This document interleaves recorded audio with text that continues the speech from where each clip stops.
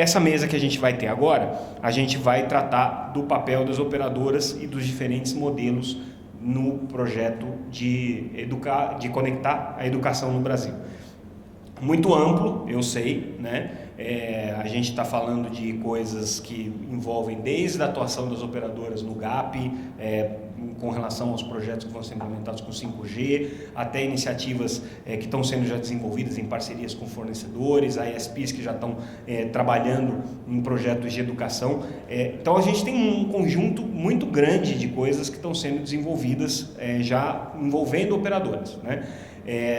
Mas a gente considera importante que esse tema seja colocado na discussão agora, porque justamente um dos atores que precisa participar desse ecossistema de educação conectada são as operadoras de telecomunicações. Como a gente viu, uma das pontas que faltam aí é você conseguir fazer essa conexão em última instância, seja com projetos desenvolvidos em parceria público-privada, seja em projetos que tenham financiamento de recursos diretamente, aportes diretos do governo. Então, para montar essa mesa de debate, só para esclarecer o pessoal da técnica lá, o vídeo vai ficar para o final mesmo, tá? Não vou inverter não. Eu queria convidar o Tomás Fuchs, que é presidente da Datorá, uma das empresas hoje que atua no segmento de MVNO, operadores virtuais aqui no Brasil, e também está na linha de frente, ele é também vice-presidente da Telcomp, uma das entidades setoriais. E a Datorá tem liderado um projeto super interessante chamado Educação Conectada, né? Eu não quis roubar, Escola Conectada, né? Ou Educação, Escola. Eu não quis roubar o título de vocês, mas enfim, está muito próximo aí, tá? Espero que não tenha problemas aí de copyrights. Tomás, vem para cá, peço uma salva de palmas para ele. Convido também o Márcio Couto Lino, que é diretor de ESG da TIM Brasil. O Márcio, além disso, ele tem atuado na linha de frente ali do GAP, né, do grupo da Anatel para políticas de educação. Então, Márcio, por gentileza, peço que se junte a nós, peço uma salva de palmas para ele.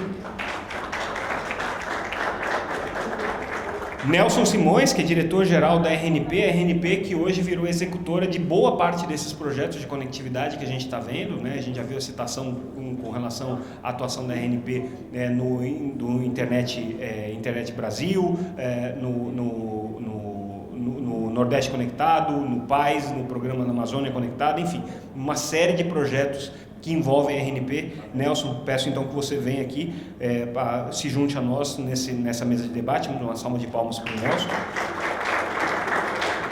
E, para finalizar a nossa mesa, Bruno Zitnik. O Bruno é diretor de Assuntos Institucionais e Governamentais da Huawei. A exemplo do que a gente já viu na parte da manhã, empresas de tecnologia estão fortemente envolvidas com projetos de educação. A Huawei não é diferente, tem uma linha de atuação intensa, principalmente na questão de capacitação para ICT, que é um dos problemas que a gente tem para o desenvolvimento da economia digital brasileira, mas atenta também a toda essa questão agora de desenvolvimento de conectividade em escolas, né? Então, Bruno, peço que se junte a nós, por gentileza, peço uma salva de palmas para ele.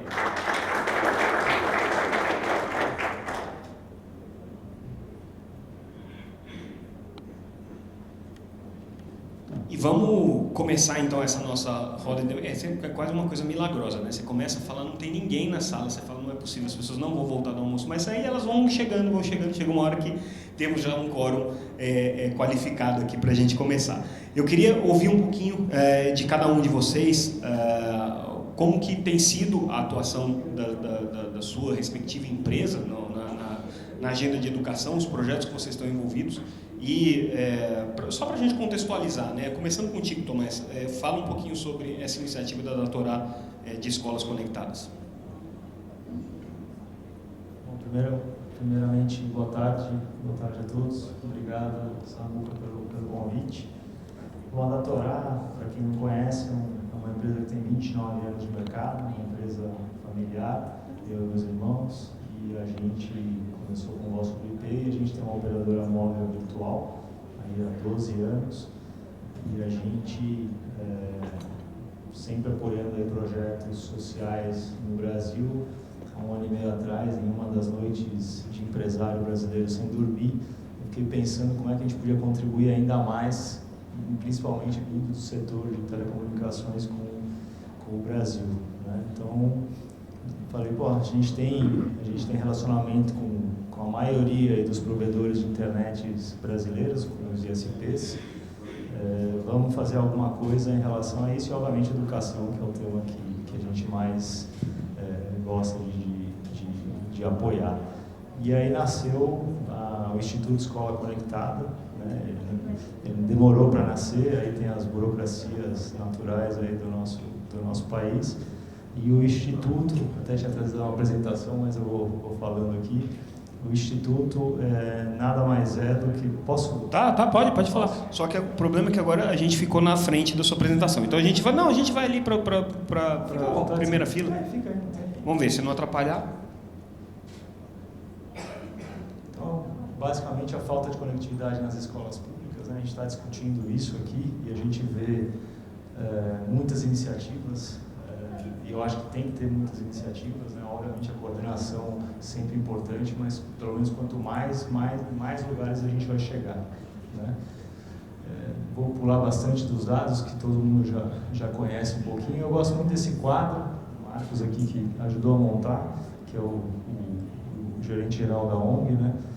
Então, frequentemente a internet não chega, quando ela chega ela é insuficiente, quando ela é suficiente não é distribuída, quando é distribuída não é usada pedagogicamente, quando é usada pedagogicamente não tem a manutenção adequada, quem perde no fim é o aluno. Acho que esse é um dos recados importantes, né? Então a gente criou essa ONG, né, tentando achar uma solução para o problema, né? A gente acredita que os provedores eles podem realmente transformar a educação brasileira, né? Todos aqui sabem que os provedores estão aí em todas as pequenas cidades do Brasil. Eles vão ser grande parte do apoio na chegada da internet para essas cidades pequenas, cidades rurais. A gente não tem dúvida nisso, né? E a ONG ela se propõe a ser uma ponte entre os ISPs e as escolas públicas, né?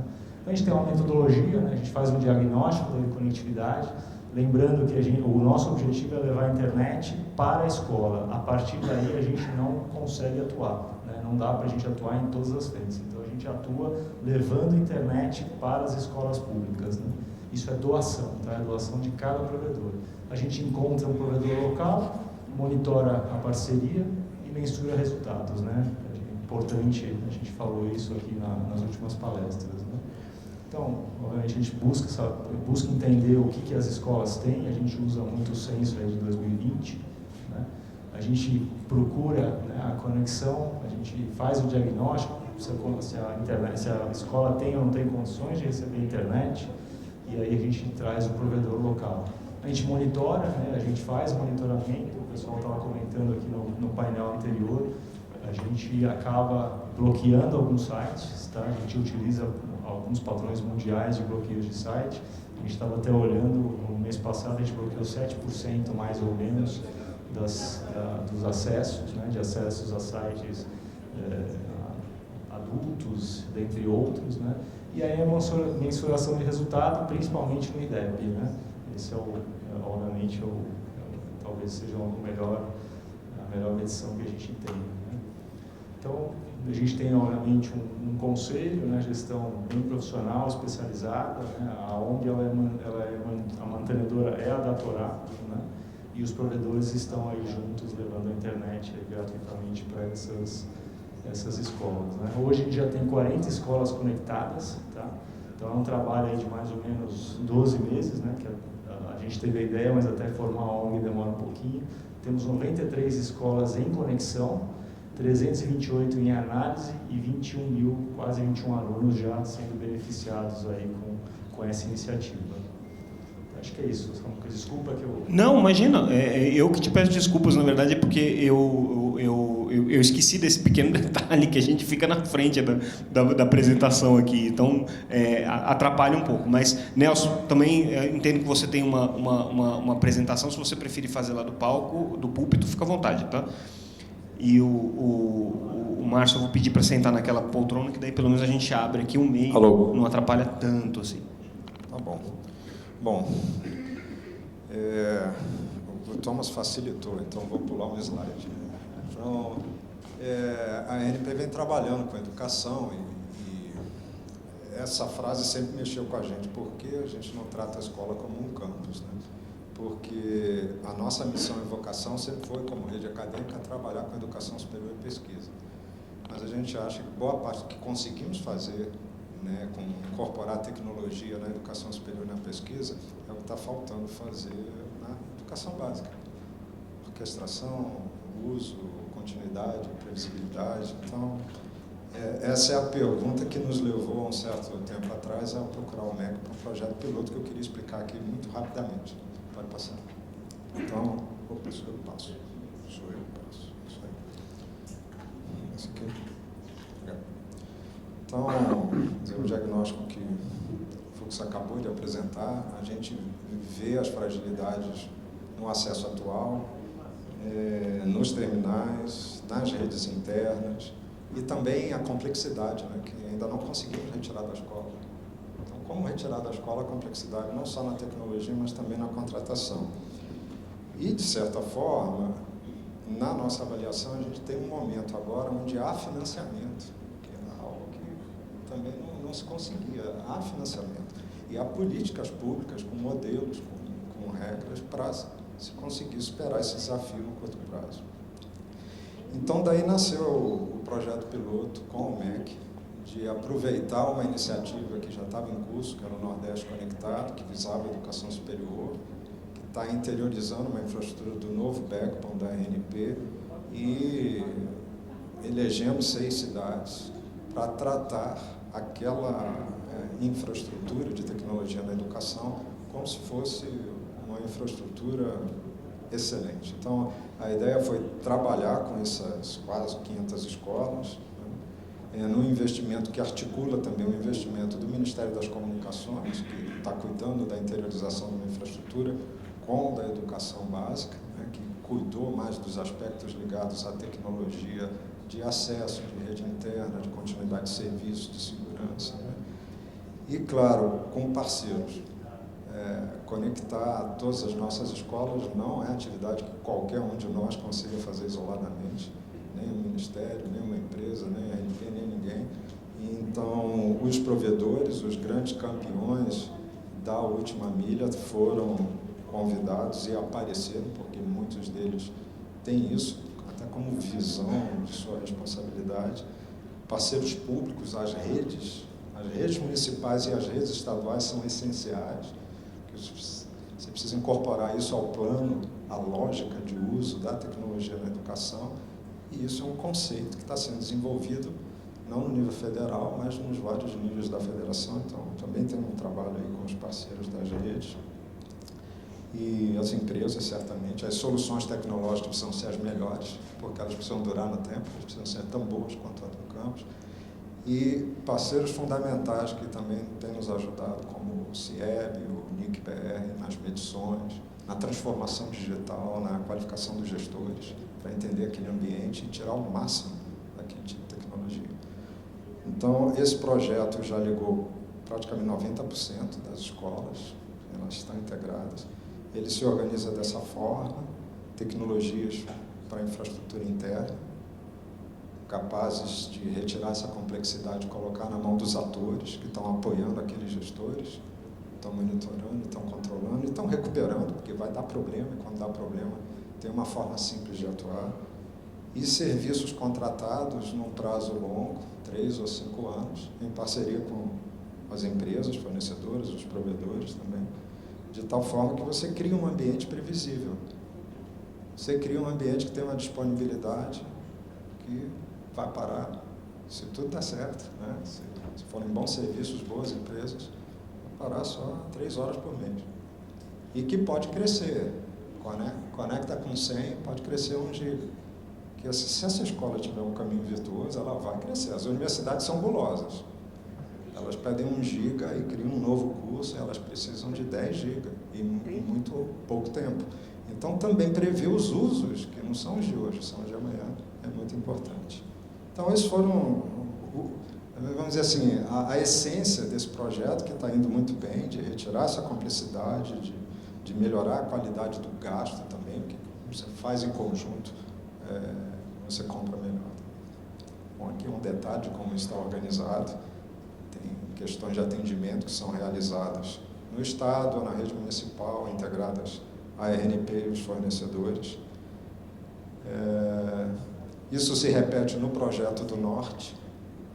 Quer dizer, ao criar uma infraestrutura de transporte no Norte, a RNP está também fazendo com que as escolas da Infovia 00, entre Macapá e Santarém, naquelas 5 cidades, utilizem esse mesmo modelo. Então, a ideia é também ter uma escola campus. E isso está indo bem, porque provedores da região também se ofereceram e eles estão estendendo essa infraestrutura para 50 escolas dessa região, né, das 5 cidades, e outras também instituições que estão conectadas ao sistema RNP. Isso aqui é só para tangibilizar um pouco. Ali em Santarém está o campus da Universidade Federal do Oeste do Pará. E os campi dela estão dispostos em cidades ribeirinhas, ou no Amazonas, ou no Tapajós. Então, veja como é importante também a solução de transporte nas regiões isoladas e como isso pode realmente qualificar recursos humanos locais, reter, porque essas universidades estão formando recursos humanos que são utilizados nos provedores e vice-versa. Então, você começa a favorecer também a capacitação de recursos na área de tecnologia, que é muito importante. Então, projetos desse tipo, para nós, são essenciais. Bom, na camada de cima, tem uma série de aplicações que, desde 2020, começaram a ser colocadas no sistema RNP. Várias delas, eu acho que são fundamentais também na educação básica, como o livro didático digital, as plataformas para alunos, porque a fronteira agora não é mais só o campus ou a escola, é o domicílio do aluno também. Então, tratar as questões ligadas a dados móveis e o experimento que nós fizemos com a educação superior para alunos, estamos tentando replicar agora com a educação básica, né, com a Internet Brasil. Então, isso também é fundamental na visão da RNP para estender essa fronteira até o domicílio. Bom, olhando o futuro, na mesa em que eu estava no almoço, se falava de metaverso. É fatal. A gente só fala do futuro. Eles ainda não resolveram o problema do almoço no metaverso, tá? Isso ainda não chegou nessa fase. Graças a Deus, nessa muca. Próximo evento a gente vai oferecer. É real e presencial.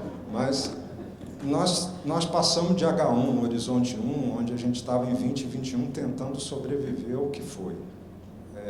Incluir quem ficou para trás, enfim, operar.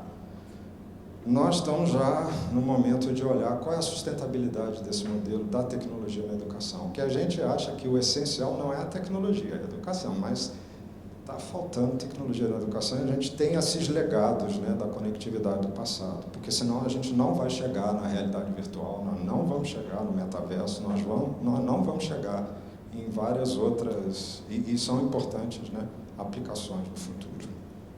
Então, enfim, para nós, a gente acha que resultado dessas políticas, que são muito boas, que já estruturaram como resolver conectividade e tecnologia na educação, que a gente encara a escola como um campus.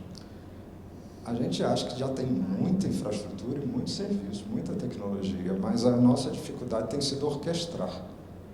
A complexidade é grande. Então, muitas iniciativas são até muito boas, porque os estados fizeram iniciativas, as empresas têm iniciativas, mas nós temos esse desafio também de construir modelos para que todos nós consigamos nos associar.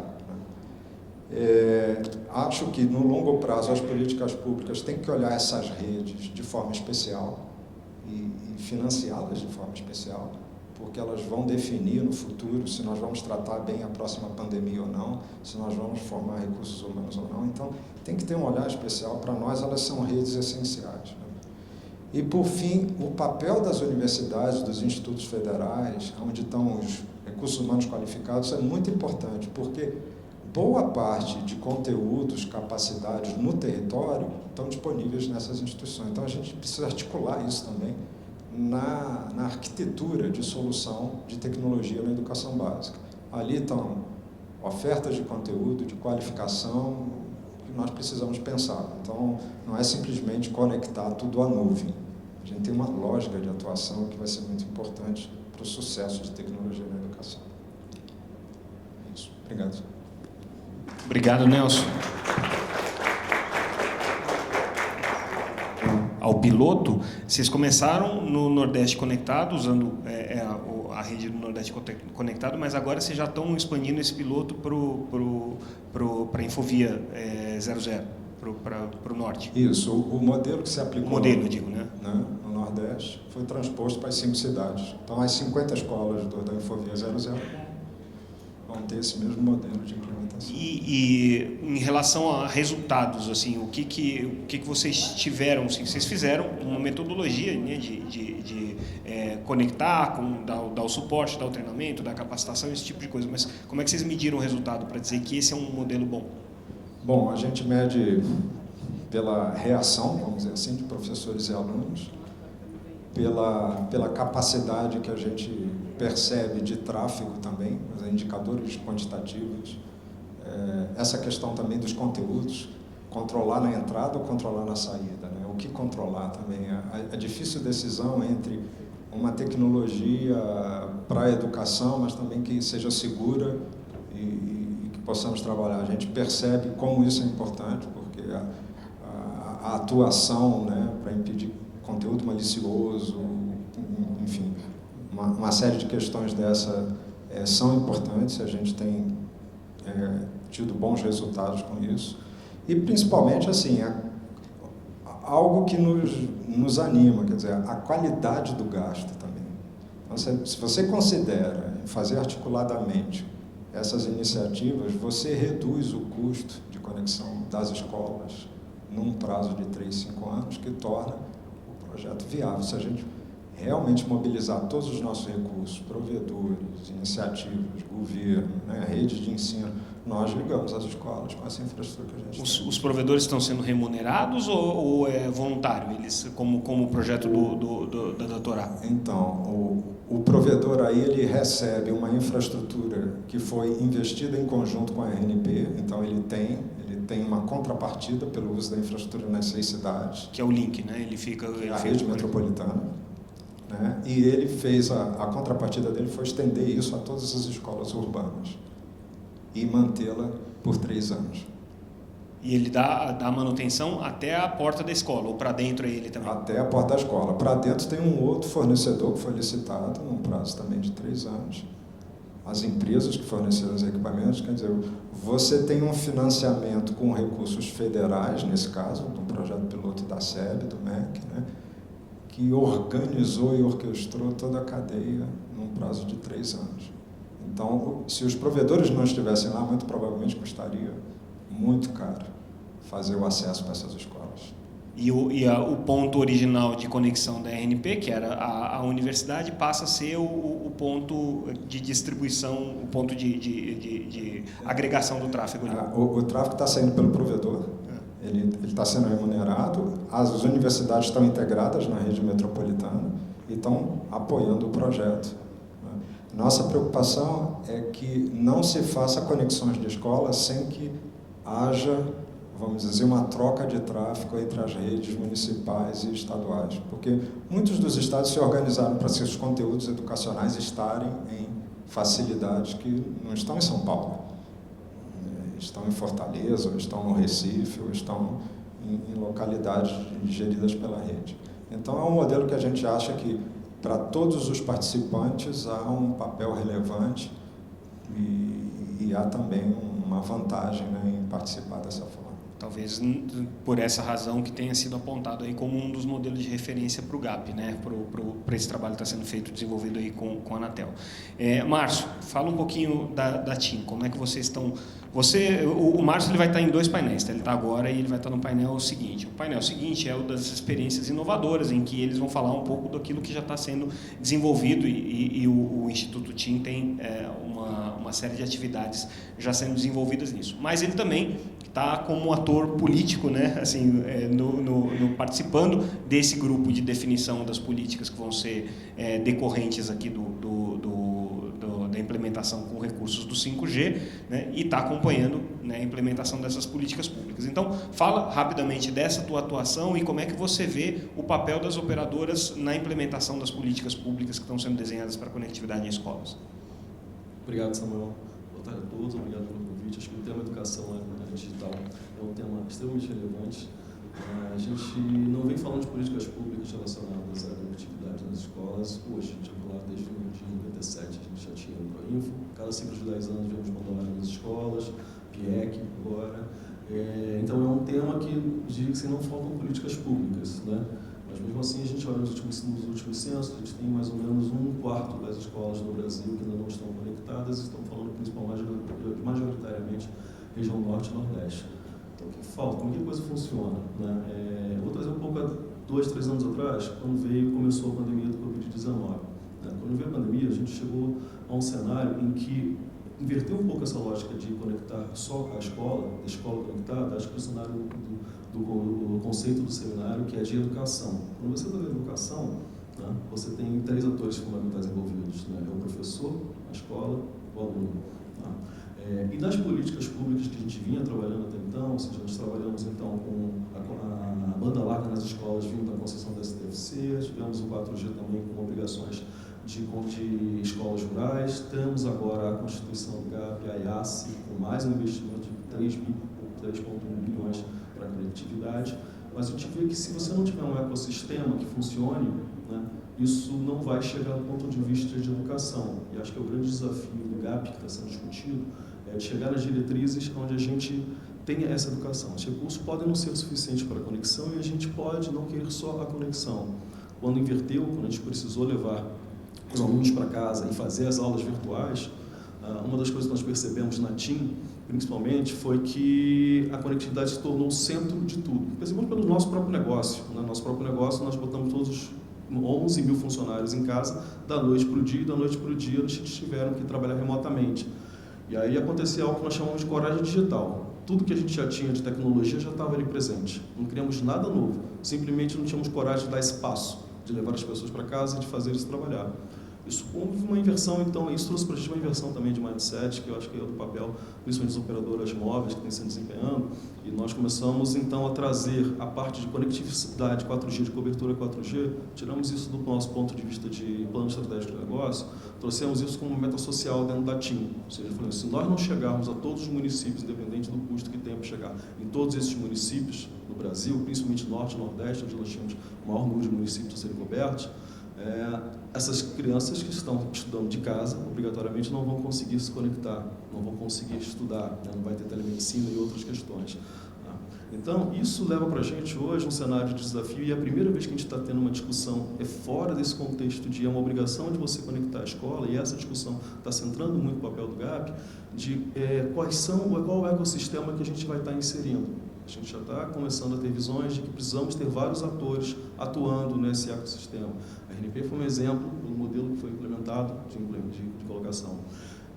E isso trouxe também numa discussão do GAP um modelo, um exemplo que eu tive com a implementação de projetos de robótica nas escolas, onde a gente sabia que não era só chegar com a conectividade. Chegamos e vimos que o projeto não funcionou na prática. Né? Aí vimos que tínhamos que trabalhar com desenvolvimento de metodologia para o professor, tivemos que trabalhar fazendo as salas, né, de aulas próprias, e eu trago muitas discussões dentro do nosso debate.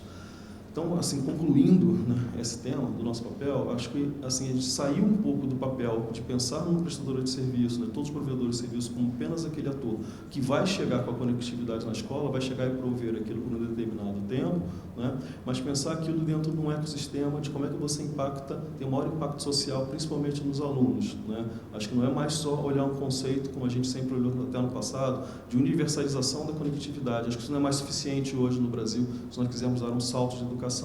Né? Não é só universalizar isso, mas é a fruição de serviço. Como é que a gente faz? Né? A gente vai querer que os alunos façam um modelo híbrido. Acho que nós não podemos fechar os olhos de que passou a pandemia, nós estamos voltando com todos para a sala de aula, mas o que nós aprendemos, né, de ensino remoto precisa também perdurar dentro do ecossistema que nós estamos inseridos. E as prestadoras vão ser parte vão ser uns atores fundamentais, mas precisamos dos outros atores também para trabalhar tanto no aluno, como trabalhar na escola, como no professor. E lembrando que isso a gente vai discutir muito no painel seguinte, né? As operadoras já estão nesse modelo de experimentação de propostas, né, educacionais que muitas vezes envolvem conectividade, outras vezes não necessariamente, mas já estão envolvidas com isso. Mas elas estão desenvolvendo também modelos de negócio, estão fazendo parcerias aí com grupos da área de educação e tem, obviamente, as políticas públicas, que, como você bem ressaltou, né, Márcio, até então era uma política de obrigação. A escola, a operadora tal é obrigada a conectar tal escola. Agora a obrigação é pagar a conta, né? Já foi estabelecida aí no 5G uma metodologia para pagar essa conta, mas o que não quer dizer que vocês não possam participar de outras maneiras, né? Seja desenvolvendo justamente esse ecossistema que vai ser inserido aí na questão da conectividade, né? Eu acho que é um grande desafio para as operadoras, porque não é o DNA de vocês, né? O DNA de vocês é conectar coisas, né? Então, passa a ser um desafio mais amplo, que é conectar coisas com o ecossistema junto, né? Eu acho que esse a mensagem que, para mim, pelo menos, fica aí da tua fala inicial. Vamos explorar alguns desses pontos daqui a pouquinho. Bruno, fala um pouquinho sobre a atuação da Huawei na área de educação e qual que é a agenda que vocês têm como prioridade hoje, considerando essa pauta. Boa tarde a todos, obrigado pelo convite, pelo painel, boa tarde a todos os companheiros aqui de painel. Somente uma breve introdução da Huawei. A Huawei já está aqui no Brasil há 24 anos, né? Nós iniciamos aqui no Brasil como uma empresa de telecomunicações, hoje nós somos uma empresa que fornece solução TIC para todo tipo de demanda no mercado, desde operadoras, ISPs, enfim, qualquer tipo de empresa que demande soluções tecnológicas, a Huawei ela é apta a prover. E dentro da empresa foi desenvolvido alguns programas de responsabilidade social, no qual nós atuamos nos 170 países que a Huawei está presente e aqui no Brasil também desde 2015. Esse programa ele é chamado ICT Academy, o Samuca fez uma breve introdução sobre esse tema. E por que nós decidimos iniciar também essa academia de TIC aqui no Brasil? Principalmente porque nós sentimos que o mercado TIC ele tem uma falta de mão de obra qualificada. E isso afeta todos os agentes do nosso mercado, né? Desde fornecedor, cliente, operadora, etc.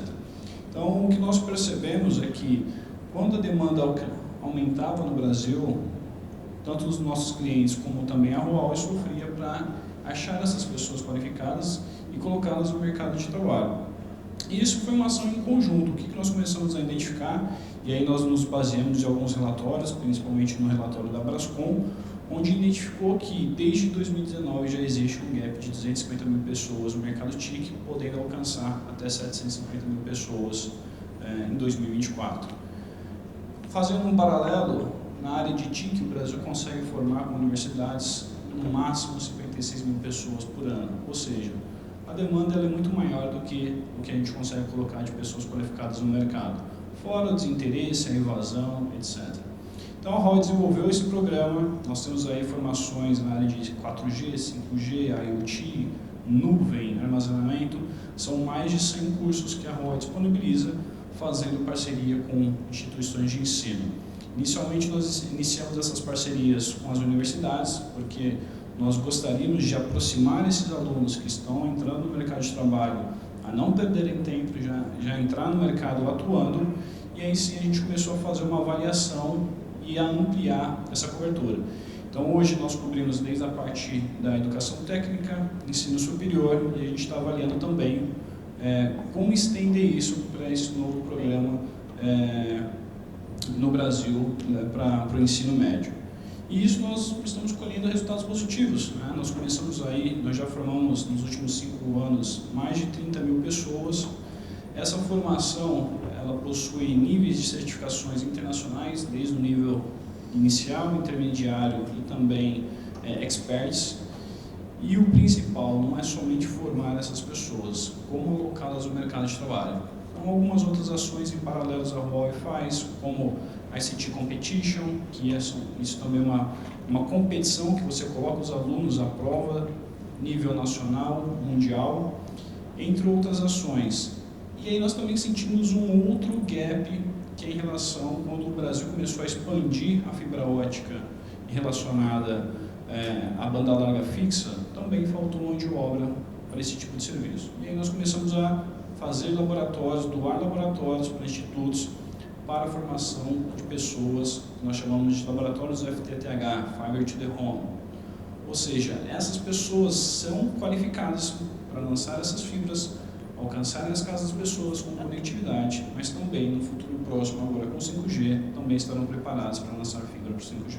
Então é um resumo do que nós estamos fazendo aqui no Brasil. Interessante que um dos pontos que foi colocado aqui em vários momentos nas discussões é justamente a necessidade de você ter uma capacitação dentro da escola ou das equipes de secretarias municipais, estaduais, para darem suporte para essa conectividade, que até onde eu estou entendendo o programa de vocês não abarca ainda, mas existe, pelo que você está sinalizando, a possibilidade de que vocês levem essa capacitação, porque é uma coisa, às vezes, parece básico para a gente que é do mundo de telecomunicações, configurar um roteador de Wi-Fi ou colocar um software de segurança naquele roteador, parece uma coisa simples, né? Mas quando você vai para a granularidade de uma escola, né, no município que muitas vezes não tem um profissional capacitado para isso, isso pode ser um grande problema, né? Então, vocês têm planos de expandir esse programa para também abarcar esse tipo de projeto?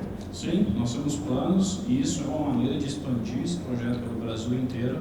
É importante mencionar que o primeiro passo quando uma instituição faz parte desse programa, que é gratuito para as instituições, não tem custo nenhum, é a formação dos professores. Então, este é o primeiro passo. Nós temos que formar os professores e aí sim, esses professores são capacitados a transferir essas informações, o conhecimento para os alunos. Então, expandindo esse tipo de treinamento, a gente entende que também consegue cobrir o Brasil inteiro. E é lógico, nossa meta é formar 40, 50 mil pessoas nos próximos 5 anos. Se a gente conseguir expandir esse programa para outros níveis educacionais, a gente consegue ultrapassar esse número tranquilamente.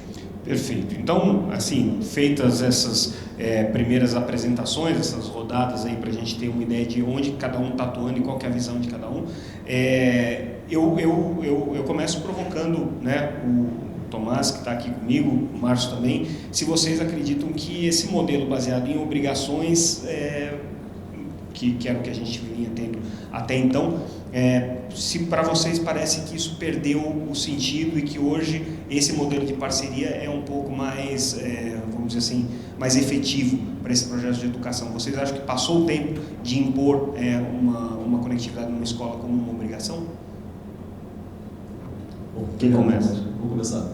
Então, Luca, acho que isso foi um modelo de ponto de partida. Quando você entra num modelo desse de impor obrigação, é quase como uma corrida, né? Ou seja, você tem tantas escolas para cobrir, tantos pontos de acesso para conseguir chegar. Os operadores sabem fazer isso muito bem, todos os provedores de serviço sabem fazer isso muito bem. Você chega e pronto, ufa, acabou. E a gente sabe que quando a gente fala em educação, você vai além disso. Esse é só o primeiro passo. Então, por isso que as discussões hoje sobre diretrizes, né, de um ecossistema, né, de como a gente quer chegar, como cada ator vai entrar, como cada ator público e privado vai entrar, são fundamentais. Para a gente sair dessa corrida, né, e entrar efetivamente no programa, trazer educação. Vou dar um outro exemplo. Quando veio a pandemia, a nossa plataforma de ensino do Instituto TIM, provavelmente que é o TIM Tech, onde a gente tem vários cursos de EAD que estão disponibilizados, ela teve um boom de acesso absurdo, que a gente falou, cara, o que está acontecendo? Quase derrubou a plataforma. Porque nós já tínhamos um curso para você preparar uma aula em EAD virtual. Porque preparar uma aula em EAD não é exatamente você sair para frente de uma câmera e você começar a falar como se estivesse falando numa sala de aula. Né? É diferente isso. Né? Então esse curso, assim, as pessoas procuravam isso, que era uma coisa nova para poder fazer. Então isso já nos deu esse pitch, que assim, esse modelo realmente que você tem de você chegar à sua conectividade sem olhar também dentro de casa, se a pessoa vai levar um caderno escrito e não vai usar a conectividade na escola e para casa leva o caderno, é um modelo que é um modelo do passado, um modelo que ele funciona ainda e é necessário, mas é um modelo que a gente vai precisar olhar no futuro. Essa discussão que nós estamos trazendo hoje dentro dessas parcerias público-privadas. Tomás, peço para você fazer um comentário sobre essa questão das obrigações e já te emendo uma segunda pergunta, né? Onde é que o teu programa, o teu instituto, né, que já está desenvolvendo um projeto, entra dentro das políticas que estão sendo desenvolvidas agora? Bom, sobre obrigações, acho que é uma evolução, né? No começo, talvez importante, hoje fica muito claro que as grandes operadoras, e eu sempre defendo que não é falta de competência, é simplesmente falta de condições no país de 5.468 cidades, se eu não me engano, você atender escolas, a 130 mil escolas. Né? Então precisa de parceiros locais, regionais. Então a obrigação, não adianta jogar a obrigação para TIM, por exemplo, porque ela não tem condições de atender o Brasil inteiro. É impossível, e aí a gente vê os provedores que hoje têm aí um grande share aí de FTTH, né, de fibra ótica na casa dos usuários. Então, talvez lá atrás foi importante, hoje eu acho que o modelo realmente tem que evoluir, evoluiu. Né? Em relação à nossa instituição, o que é interessante, né? A gente recebe pedidos aí de várias e várias escolas públicas, né? Que é assim que a gente trabalha, a gente recebe os pedidos, a gente faz o filtro. E tem muitas escolas que não passam, né, na base, no nosso quesito técnico de que a gente possa chegar com a fibra ótica, porque muitas vezes a internet vai chegar para a administração e não é o nosso objetivo. O nosso objetivo não é entregar a internet para a diretoria da escola, é entregar a internet para os alunos. Né? Então, aí começa a se juntar com o que vem hoje no GAP, dentro de outras políticas públicas que tem. Tem outros casos que a gente tem em cidades rurais, né, escolas rurais, perdão, que não tem como chegar, não tem um provedor regional do lado, né, mas a gente tem um provedor ali a alguns quilômetros. E aí eu não posso pedir para o provedor fazer um investimento de alguns milhares ou até milhões de reais nesse sentido. Então a gente espera que a gente tenha ou com o FUSH ou com o próprio GAP, a gente possa chegar, pedir recursos para que a gente chegue ali na escola pública rural. Isso a gente tem casos neste momento, né? A gente está buscando financiadores para esse tipo de projeto. Então a gente tem E não é um problema para vocês esse modelo de parceria com os provedores, que é uma coisa, né, voluntariosa, os provedores vão lá, se candidatam para entrar no projeto, mas assim, eles não ganham nada para isso, né? Não é um problema isso no momento em que de repente dá uma crise econômica e o cara tem que cortar custo, dá um problema técnico e ele, né, quando você não paga, você não tem obrigação de cobrar, né? Isso é um dilema que a gente vive na vida, né? Então, assim, o fato dele estar lá voluntariamente não cria uma fragilidade nesse modelo? Então, vamos lá, primeiro assim, a gente tem parceiros grandes, né? Hoje, atuando, a gente está com parceiros não vou chamar de grande, mas de um porte. Grandes são as grandes operadoras, mas são parceiros de um porte importante, né? O maior investimento hoje que um provedor tem feito, ele já está com fibra na rua. Então, o nosso pedido é o seguinte: puxa um cabo e entrega lá 100 megas para a escola. Então, não há um grande investimento. E 100 megas no final, ou, se Deus quiser, vai crescendo com os usos, 1 giga, 10 gigas, etc. e tal, esse já não é um custo alto. Né? Você está comprando quantidade e esse custo é baixo. Então, uma crise não vai fazer ele desligar uma escola pública, por exemplo, 2 ou 10 que ele tenha na rede dele. Agora, em relação a uma quebra, etc. e tal, de novo, hoje, ninguém, nessas cidades que a gente tem atendido, a gente tem cidades muito pequenas, não tem nada. De repente, a gente está entregando internet por 1 ano e meio, 2, e depois a gente procura outro provedor, mas pelo menos a gente está conseguindo contribuir neste momento com aquela escola pública, até ou chegar uma rede nova, ou chegar a um outro tipo de solução, mas a gente vai contribuindo agora, nesse momento, com o que a gente pode fazer. Perfeito. Eu acho que até, só um comentário, né? A gente, quando começou, a gente não foi atrás do governo para discutir o assunto, a gente foi atrás direto da iniciativa privada.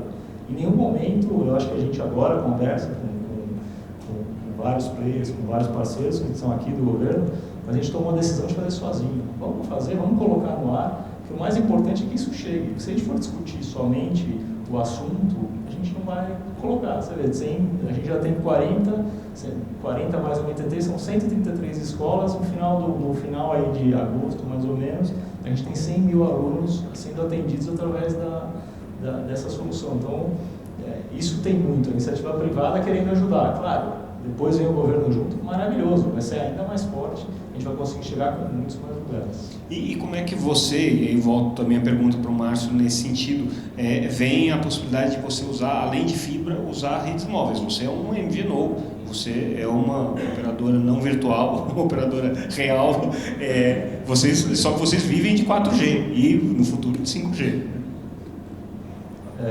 Assim, fibra é a melhor tecnologia? Mas tem rádio. Rádio funciona bem. Tem satélite, tem aqui o pessoal do satélite. Funciona bem. Onde não tem nada, você está chegando com algo que já é muito importante. A gente tem escolas com 4G. Mas aí eu não consigo chegar com 100 megas. Eu vou chegar com 20 megas. Né? O 5G, com certeza, a gente vai ter escolas conectadas com o 5G. Nosso parceiro é a própria TIM, né? Então a gente está esperando que ela instale rapidamente o 5G para a gente poder chegar em vários outros lugares. Mas, de novo, são lugares que não tem nada. Então, se a gente consegue colocar alguma coisa, eu brinco no agro, né? No agronegócio, o pessoal fala do 5G, mas não tem nem 2, nem 3, nem 4. Não serve o 4, de repente. Para que a gente está do 5? Né? Então, tem alguns casos que é essa situação. Márcio? Nós somos a MNO, né? dentro desse modelo de operadora real. Mas eu acho que, sim, tem espaço para conexão móvel, 4G, nós vamos 4G também. Já usamos essa tecnologia para conectar escolas rurais, por exemplo. Né? A gente está entrando muito na região norte do país com um modelo de 4G, que é um modelo que a gente chama de Skype, um modelo que é totalmente unplugged, painel solar e conexão via satélite. Funciona, estamos chegando lá com a tecnologia. Então, aliás, a gente levaria muito mais tempo para cá, se fosse um modelo mais tradicional. Então, acho que isso é uma solução, a gente conseguir entrar assim no vídeo. O 5G vai ser uma alavanca, o 5G tem grande expectativa.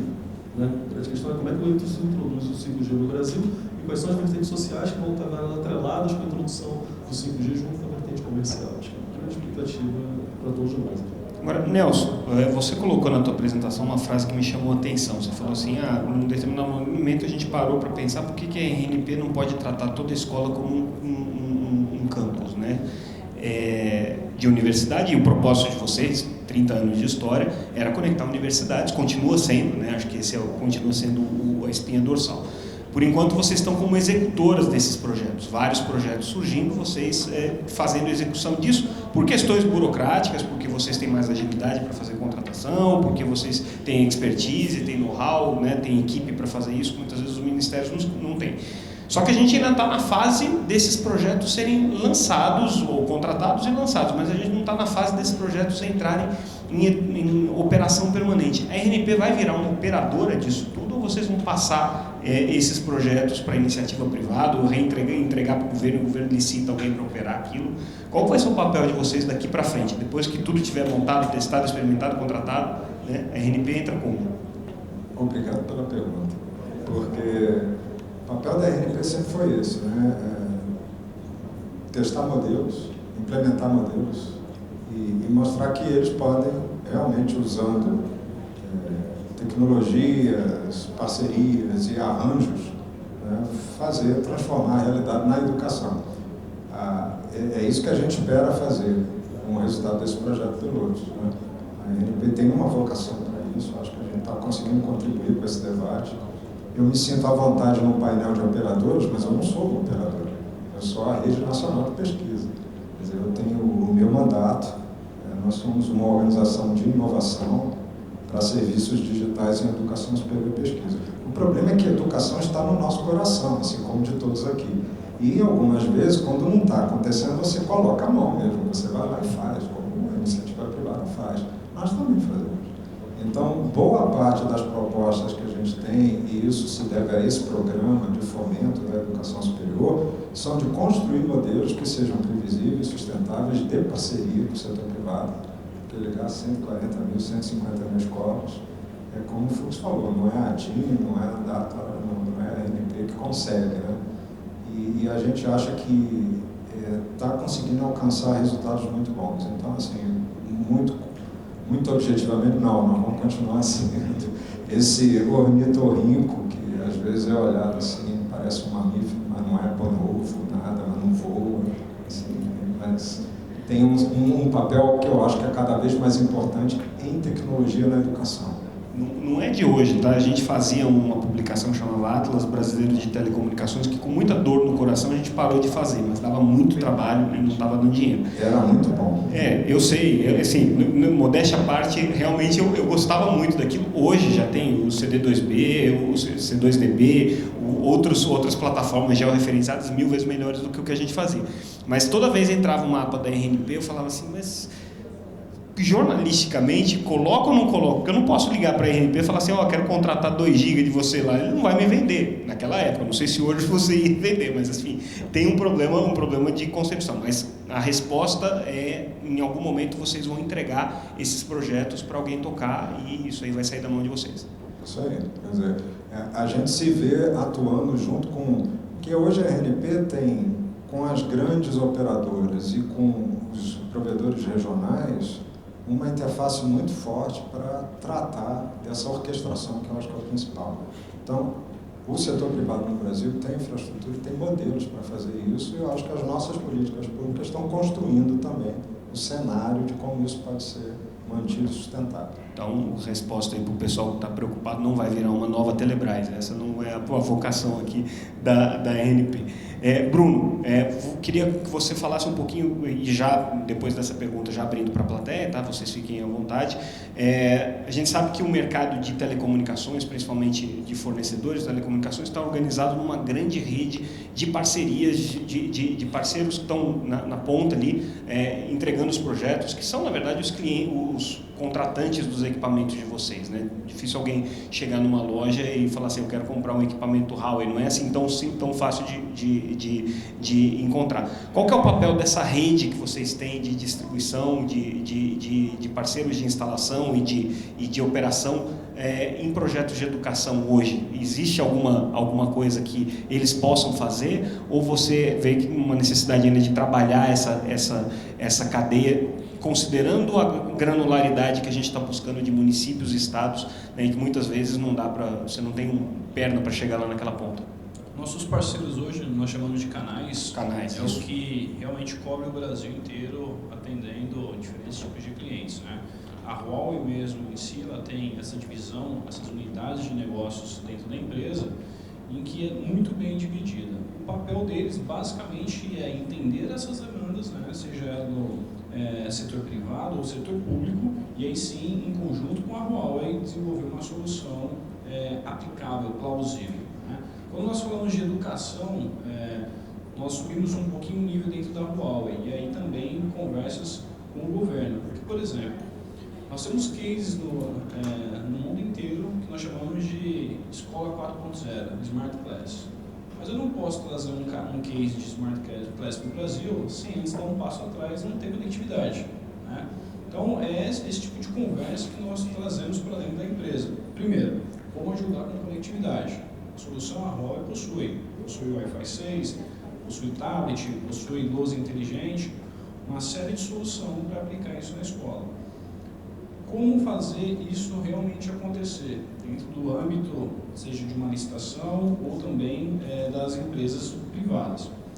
Isso é uma conversa que a Huawei tenta trazer para o Brasil sempre a solução mais simples e tailor-made. Para cada cliente, ela vai desenhar uma solução, não vai generalizar aquilo.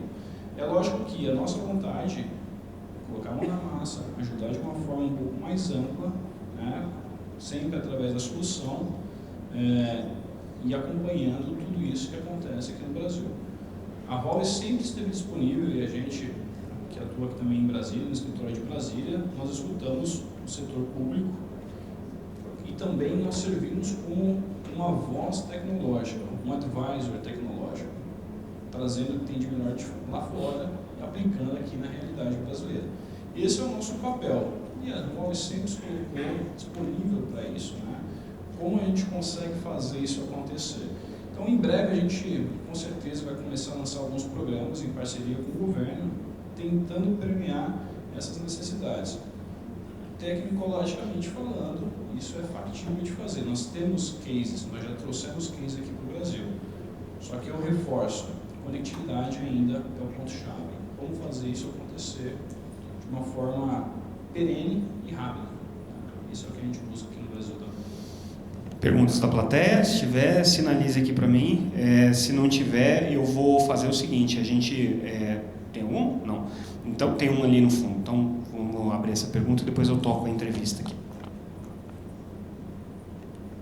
Boa tarde, meu nome é Maria, eu estou aqui representando a Secretaria de Educação por meio da Gerência de Educação à Distância, na qual alguns colegas já se colocaram aqui hoje. Primeiramente, eu queria agradecer o convite de podermos estar aqui hoje, não só eu, mas toda a equipe de Educação à Distância, e dizer como é importante esse momento para a gente, em um momento em que estamos desenhando políticas públicas para a educação à distância no DF. E não é bem uma pergunta, é mais uma colocação que eu gostaria de fazer em relação a tudo que foi visto aqui hoje, em relação a tudo que a gente teve a oportunidade de refletir a respeito. E queria falar um pouquinho sobre RNP, que colocou uma estrutura que a princípio a gente olhando parece muito óbvia, né? Uma estrutura de servidor, com nuvem e com todo o aparato que vem depois disso para prover o que a gente precisa.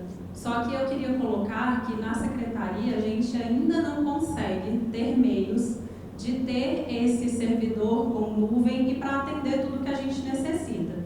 Então, pensando na política pública de educação à distância, a gente tem esbarrado em alguns problemas em relação a isso, que são questões mesmo de infraestrutura, para pensar uma política pública, para implementar projetos para o novo ensino médio, que é a nova política pública do ensino médio no país, né?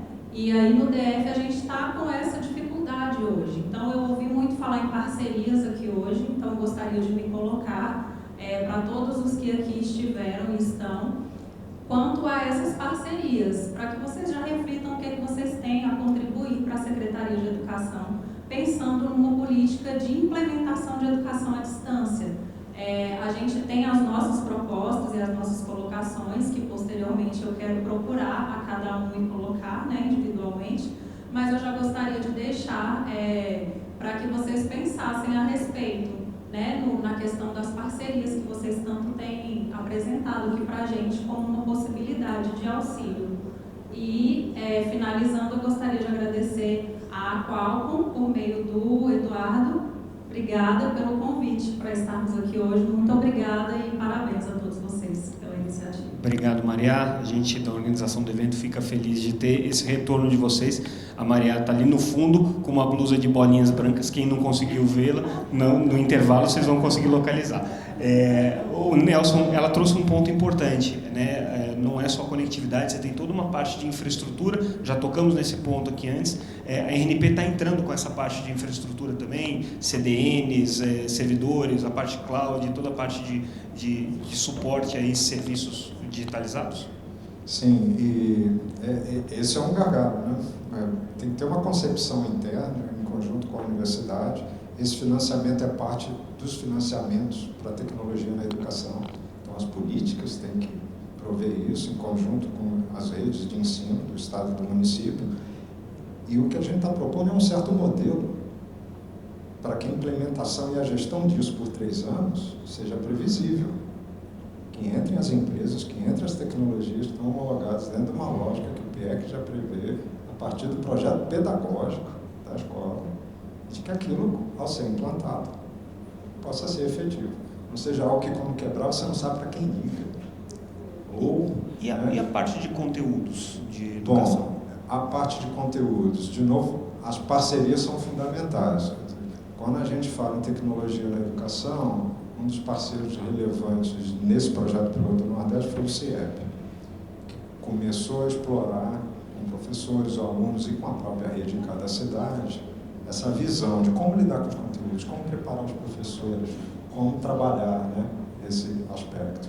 Os conteúdos, as redes dos estados têm conteúdos, elas desenvolveram conteúdos em muitas das unidades da federação. O MEC tem conteúdos abertos, repositórios, as universidades têm conteúdos. Eu diria que os nossos professores em 2020, eles deram um show. Apesar de todas essas restrições, eles foram à luta e geraram conteúdos. Eu não tenho dúvida, se estiver funcionando, né, estiver disponível, nós vamos ter. E temos bons conteúdos. E no desespero sempre tem alguém no YouTube que está fazendo aquilo, né? Então você sempre acha ali o conteúdo no final das contas. Tem mais alguma pergunta da plateia? Não havendo, então, pessoal, a gente vai agora, primeiro agradeço a participação, Nelson, Márcio, Bruno, Tomás, obrigado pela presença de vocês. A gente vai agora tocar a entrevista que eu fiz com o presidente da MEG-EDU, se inspirou na experiência da Education Superhighway, que é essa organização norte-americana que fez o trabalho de conexão em escolas lá. É um benchmark super interessante para a gente acompanhar aqui. Então, assim, convido aqueles que quiserem assistir, a gente vai passar essa entrevista agora. Aqueles que já quiserem ir para o intervalo, né, fiquem à vontade também, ninguém é obrigado a ficar vendo o Samuel fazer uma entrevista com uma pessoa que não está aqui. A ideia era fazer isso ao vivo, mas como a conexão aqui no nosso hotel não é muito segura, muito instável, temos um problema de educação conectada e de eventos conectados também. Aí a gente resolveu gravar, tá? Para ficar mais garantido. Então, Márcio e Nelson, vou pedir para que vocês fiquem ali na primeira fila. Aliás, se vocês dois também quiserem ficar mais à vontade para assistir. E aí a gente começa a tocar e, de novo, tá? Ninguém é obrigado a assistir. Se vocês quiserem ir lá para fora, já tem um cafezinho também, tá? Então, por gentileza, já estamos com o vídeo aí no ponto. Então, pode passar. Olá pessoal, tudo bem? Eu sou Samuel Possebon, editor da Teletime, como vocês já sabem. A gente está aqui com mais uma edição do Teletime Live, hoje uma edição especial em que a gente está fazendo um programa que vai ficar disponível para todos os nossos leitores, os nossos ouvintes e a nossa audiência depois do evento Educação Conectada, que a gente está realizando em Brasília. O primeiro evento que a gente faz para discutir a questão de conectividade em escolas, e é um assunto que a gente considera extremamente relevante de ser debatido, principalmente no ambiente em que a gente tem políticas públicas de educação sendo desenvolvidas com foco especificamente em conectar escolas e em conectar estudantes. Então, quanto mais experiências internacionais a gente puder agregar nesse debate, melhor a gente vai ter as operadoras entendendo o problema, o governo entendendo o problema e as políticas públicas bem definidas. A gente vai começar essa nossa conversa de hoje com o Ivan Marwell. O Ivan é CEO da Education Superhighway, é uma iniciativa norte-americana que teve o propósito de conectar escolas durante os seus primeiros 8 anos de projeto, e foi um projeto extremamente exitoso. Eles cumpriram essa missão, eles já estão numa segunda fase agora, que é garantir com que os estudantes tenham acesso à conectividade fora da escola também, mas a gente vai ficar focado na primeira parte do projeto. Então eu vou convidar o Ivan para ele entrar na nossa discussão agora. Ivan, thank you very much for your participation. We are switching to English now, but hopefully we can have subtitles for our audience here in Brazil. So let's start with your background, and I will ask you to explain a little bit about Education Superhighway. What is this initiative? What is the story behind Education Superhighway? Sure. Well, thank you for having me. And it's fantastic that Brazil is taking the issue of connecting schools so seriously, because it truly has been a game changer for education in America. And I think, seeing Brazil focus on this issue is going to result in great benefits for your students. So as you said, my name is Evan Marwell. I'm the CEO and founder of Education Superhighway. I founded the organization in 2012. Our mission at the time was to put high-speed broadband in every public school classroom in America. When we started, only 10% of the schools in America actually had high-speed broadband. And when we talk about high-speed broadband, what we meant was they had a fiber optic connection to the building, they had Wi-Fi that reached every classroom, and they had at least 100 kilobits per student and staff of internet access. And if they achieved those 3 things, that meant that they had sufficient internet to actually be able to use the internet for teaching and learning in their classrooms. So that was the mission of the organization. Only 10% of schools had enough bandwidth to use internet for teaching and learning. And today, 99.7% of classrooms in America meet those standards. And in fact, we've really gone far beyond those standards, and we've raised it from 100 kilobits per student to 1 megabit per student. And over half the classrooms in America today already have over 1 megabit per student. So there's been a huge success and a huge amount of investment. My own background is I was a business guy. I started off as a management consultant. I was the son of 2 educators, which is why I cared a lot about this issue. Education had opened all the doors in my life of opportunity. That is how I went from, you know, where I started life to where I am today. And, you know, I started as a management consultant, and then I was an entrepreneur 3 times in the telecommunications space, in the software space, and in the finance space. And then I founded Education Superhighway. So my journey has been one of really being an entrepreneur, finding problems to solve. And the last problem I decided to help solve was the problem of connecting all the schools in America. You mentioned that you found the initiative Education Superhighway, and you had some benchmarks that you're trying to achieve.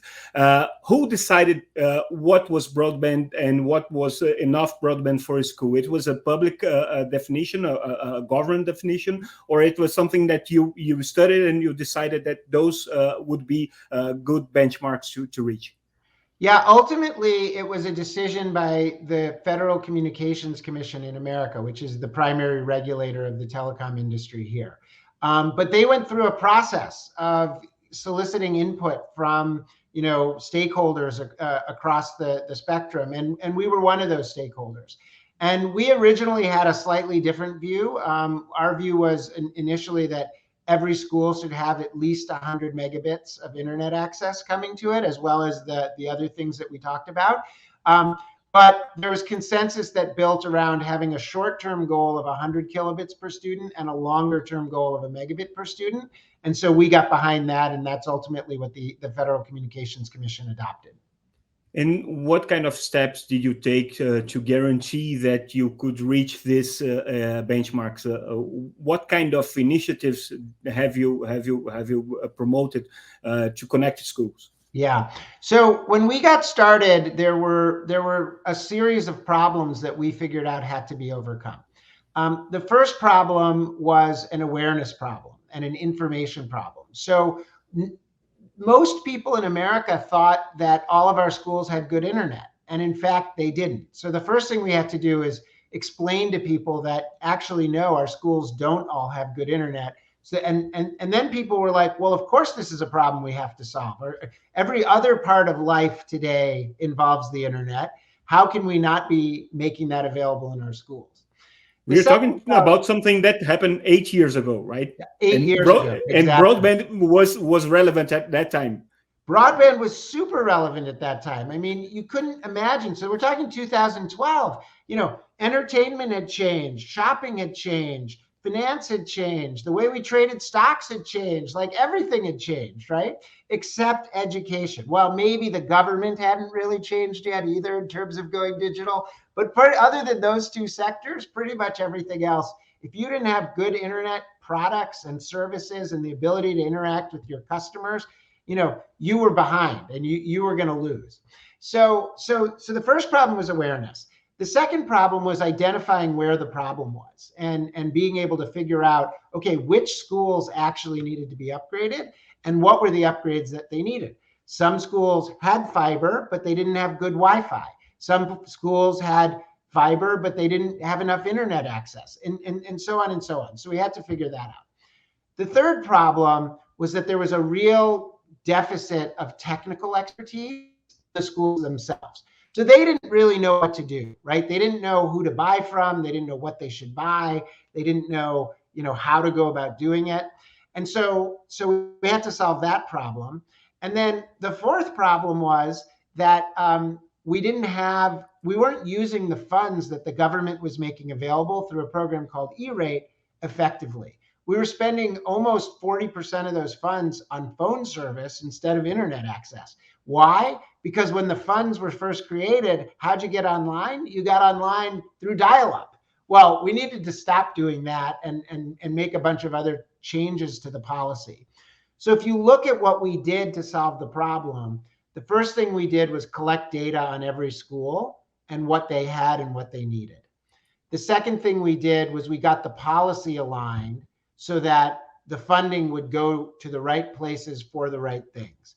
And then the third thing we did is we made it really easy for schools to upgrade. And we did that by creating a public-private partnership with internet service providers. It turned out that this was a tremendous business opportunity for internet service providers because of all the federal funding that became available.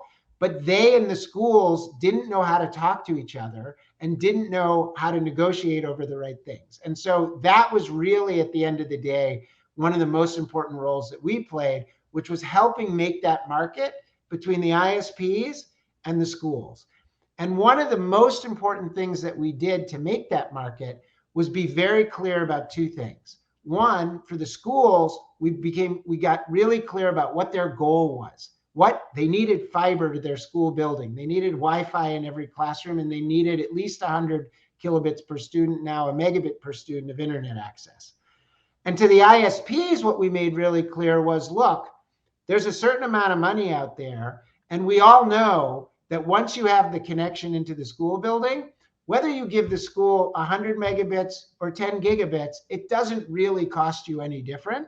And so what you need to do is give more bandwidth for the money that's available, and then everyone can be a winner. So that was the kind of adjustment that the operators, the ISPs, had to do. They were not obligated, they were not forced to provide connectivity. They were paid for this, but they in some way they understood that they could provide a good service or a better service for the same price or for the funds that were available. Exactly. And over the course of the 7 years that we worked on this problem, we saw the price per megabit go down 90% for schools. So they were effectively getting 10 times as much bandwidth as for the same price. But we saw the revenue for the ISPs go up dramatically. And why was that? The schools were hiring, were demanding more connectivity, were paying more for this? How the business case worked? Well, so part of what happened is the federal government in the US invested more money. So they went from $1.4 billion a year of investment to almost $4 billion a year of investment. Part of it was that the ISPs said, okay, once we get these connections in place, it really doesn't cost us a lot more to make the connection more faster or slower. So let's make it faster. And they did that in part for competitive reasons, right? Because someone else was going to make it a lot faster if they didn't, right? And then the third thing was that, yeah, there was more money available, and schools, now that they understood what they needed, they were willing to spend more money. And so I think the total revenue to ISPs went from something like, about, let's call it $1 billion a year to close to $2 billion a year in the US. And the ISPs, were they allowed to also to sell added services such as partnership with educational platforms or Google Education Services or any other services that are available for a school? Could they provide these services to the schools? Yeah, they were more than welcome to do that. They couldn't use federal funds to pay for those things. And generally what we've seen in the US is that the ISPs have not really been the ones who sell those services. They're the ones providing the pipes and the bandwidth. Sometimes they're the ones putting in the Wi-Fi and providing a managed service for that. But usually what we see is that there are other private companies and nonprofits and others who provide the actual educational software. You mentioned that there was an effort to understand where the connectivity was available, what were the gaps of connectivity that you have. Was it necessary to build new networks to reach the schools, or everything was there? It's just a matter of matchmaking and making these schools contract the services? No, we had about 23,000 schools, which was about a third of the schools in America that did not have a fiber optic connection. And so one of the most important things that we did was identify those schools and then work with them and work with ISPs to get fiber built to those schools. In some cases where fiber wasn't practical, we would use microwave or other wireless technologies, but high capacity wireless technologies. And, as I think about what Brazil is doing with putting all these various funds available, things like funds from the 5G auction, which are one-time sources of funds, a great way to use that dollars is to get the infrastructure built. Because once the infrastructure is built, you can grow, you can meet the needs of students and teachers as they find more and more ways to use the internet. And so one-time dollars, I would really encourage to be used for building the infrastructure, whereas the recurring dollars should be used to pay for the annual and monthly fees that are needed for the service. Considering that the first phase of your initiative is completed, you have pretty much all these schools in America connected. You're now entering the second phase, which is subsidizing the services for poor students so they can have access at home. How is it working, and is it the same principle that you have for the first phase? Yeah, so our 2.0 mission, as we like to say, is to close the digital divide at home the way we close the digital divide at schools, right?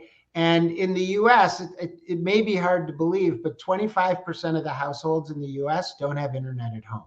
About 7 million of them, or about a third of those 25%, don't have it because there's no infrastructure. They live in rural America where there's no infrastructure available. But 2/3 of it, almost 18 million households, don't have it, not because there's no infrastructure, but because they can't afford it. And so once again, it's a very similar playbook. We have to identify who's not connected. We have to get the government policy in place to pay for the internet, just like they did with schools. And then we have to make it easy for them to get connected, just like we made it easy for schools to get connected. And so the good news is we're now working with ISPs. We have a partnership with over 100 ISPs, including all of the big ones in the US, to help us identify which households do and don't have internet. The US government has now put up $85 billion as part of our infrastructure bill and COVID relief work to build infrastructure to the places that don't have it. And we have a new program called the Affordable Connectivity Program that's providing a subsidy, a monthly subsidy for those who can't afford it. And so now it's about how do we reach those households? How do we make it easy for them to sign up? And how do we get them over the finish line? I understand that when you started the project, fiber was the main technology to connect schools, but now we're talking about 5G. We have high-speed satellites as well. Do you believe that this technology, these new technologies, can make things easier for countries like Brazil to reach to provide good connectivity to the schools? Yeah, look, I think there's a role for all of these technologies.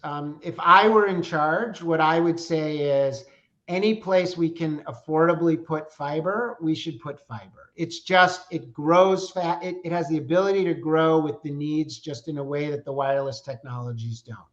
I think satellite technology will be very useful, particularly in very rural areas. I mean, that's what we're seeing in the United States, that very rural areas where it's just cost prohibitive to build other things, to build fiber is where that technology should be used. And then 5G is going to be interesting. So for 5G, the reality is we have to get fiber out to the cell sites anyway. So once you've got 5G to the cell sites, then it can be a question of, is it better and more cost effective to get to a specific building with 5G versus just extending the fiber a little bit further? I don't think anybody really knows yet what 5G is capable of. I mean, we all seen the theoreticals, right? But until you put it in and you have, 500 students in a building all trying to use the internet at the same time, and you see what the latency impacts are and how loaded the network is, it's going to be hard to know whether that's the right solution for schools, but it's certainly a tool in the tool bag. Fantastic. And now I see that you're an expert in education and connected education. So I would ask you, besides affordability and coverage, and you also mentioned awareness, what would you point that is important to have in mind when we are discussing public policies for education? Contents, skills, what else? Well, I think the first thing is this has to be a public-private partnership. No one group, the schools can't get it done on their own, the nonprofit sector can't get it done on their own, the government can't get it done on their own, and the ISPs can't get it done on their own. They all have to come together and they all have an important role to play. The second thing I would say is transparency of information is critical.